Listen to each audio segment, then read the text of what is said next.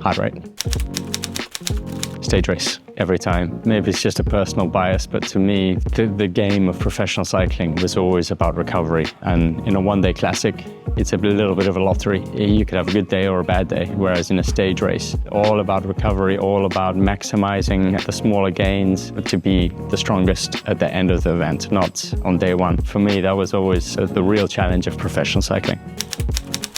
I've been traveling around Asia for the last few weeks, over in China, Japan, Taiwan, now here in Singapore. In all those places I've been to, everyone talks about this huge growth in cycling, especially in the amateur side, where people are just taking part, getting on bikes. To me, that only spells one thing, is that more people are riding bikes, more youngsters will be on bikes from a younger age. So I really believe in the future we'll be seeing more youngsters, especially from the Asian continent, getting into competitive cycling and hopefully making it over to the Europe and the likes of the Tour de France.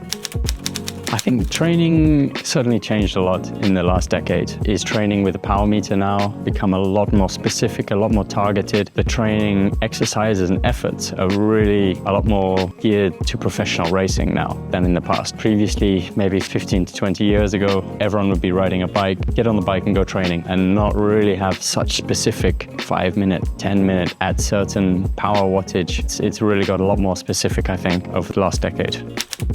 I think something that's a little bit old school that was probably done 50 years ago, training with a much heavier gear to train force and strength training on the bike. That's still being done now. Maybe it's a lot more measured and a lot more precise in block 3 minutes of strength, followed by 2 minutes of higher cadence, and then back to your 3 minutes of strength again. So, I mean, we're still seeing similar techniques to in the past, but I think it's still a little bit more refined and a little bit more dialed in now than it was previously.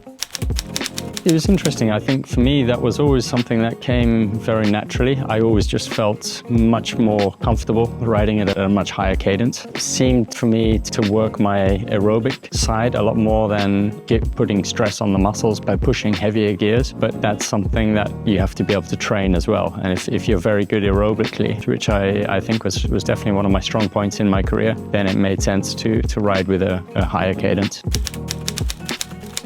Part of professional cycling is really going through the whole experience and actually learning a lot of your mistakes yourself. Only by making those mistakes can you really learn and adjust and evolve as a human being and as a professional cyclist. I don't think I would tell my younger self much. I would let him figure out, make his own mistakes and figure things out for himself.